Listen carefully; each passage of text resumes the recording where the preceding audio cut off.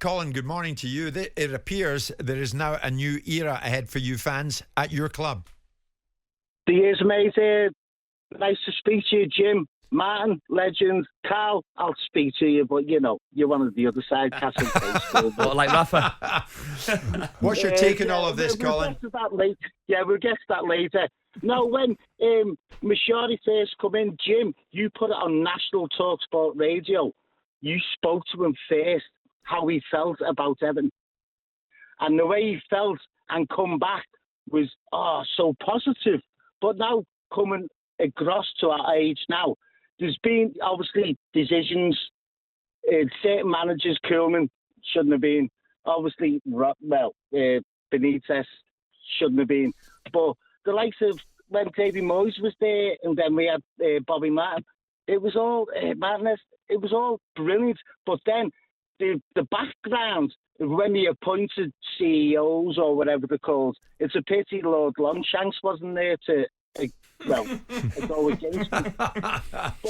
But no, let's carry on. How will you look back on his era at the club, Colin Mashiri? No, brilliant, mate. Me thumbs up to him. He put the investment in. He's obviously going to take a big hit on the sale. And now we've got the 94.1% from 777 Group. I'm not sure. I don't know where that's going to end up. And then plus the 100 million of the last overtake they gave us a loan. It's just I don't know, but with Sean Dyche, the squad we've got, he's going to be he's going to make it better, if you know what I mean. Let's hope so. Colin, thank you for that. John, big Evertonian, you've been waiting a while. You've got your chance. What do you want to say? Good morning. Morning, Jim. Morning, lads. Morning, John. I just want to say, really, I don't know how I feel about it. I mean, I don't get Everton fans saying thanks to Mashiri because he's run us like an absolute circus. We spent money that we haven't got. The club's lost, £430 million in the last 5 years. He had a real chance when he came to clear out and appoint professionals who understand football and understand business, and he never. So you're happy an agreement's been made then, John, are you? Well, that's the funny thing, Jim. No, because there's no evidence that this lot are going to... You look at their portfolio of clubs, there's no evidence they're going to invest in Everton. You look at Hertha Berlin are having problems with them, Seville are having problems with them. And there's just... I just personally think they're here to try the best to keep Everton in the league, spending as little as they can. And then as soon as that stadium is built, they're going to sell us for big money.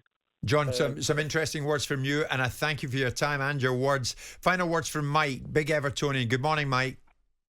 Morning, Jim. How are you? Morning, Martin. Morning, Mike. Good. Mike, thanks so much for joining us. Briefly, your take on this. I'm happy, and the first thing you can do is get Dyche out. Just get rid of him. He hasn't got a plan B. Strong. No. Karl, don't even want to speak to you. You haven't got a clue. You're a Liverpool fan, mate. You talk about Liverpool.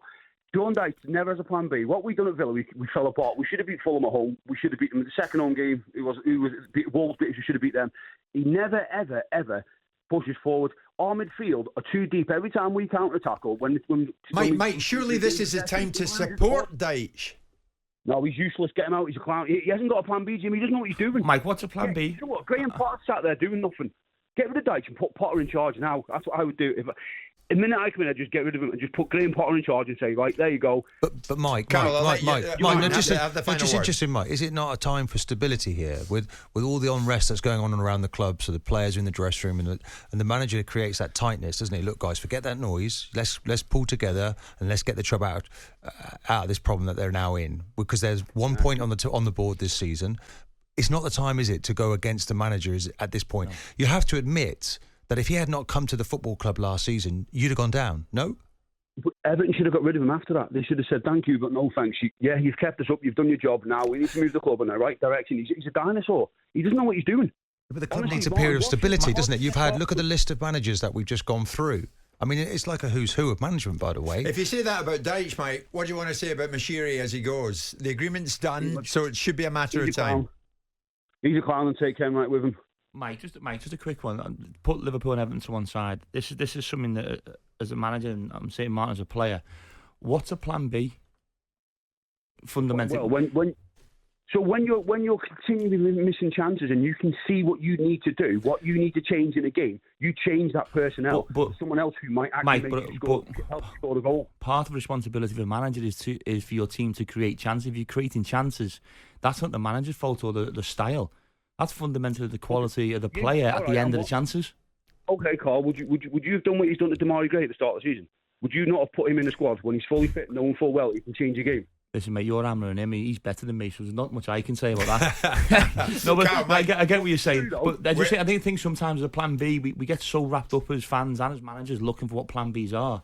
Yeah. If you're creating chances and your XG is of a level where you're beating the opposition, that's the manager's responsibility. And if that's right, it's then listen, Mike, listen, thank you for that, Martin. We're going to head to the 11 o'clock bulletin. We are behind, but that is the news for you to digest this morning, Everton fans. Mashiri, 777 Partners have acquired his full stake, 94.1% of the club shares. They've agreed, so that would mean Mashiri will be departing. And as he goes, he says to Evertonians worldwide, "You are the best fans and deserve success."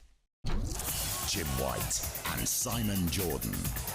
Monday to Friday mornings from 10 on AM, on DAB, via the talkSPORT app and on your smart speaker. talkSPORT.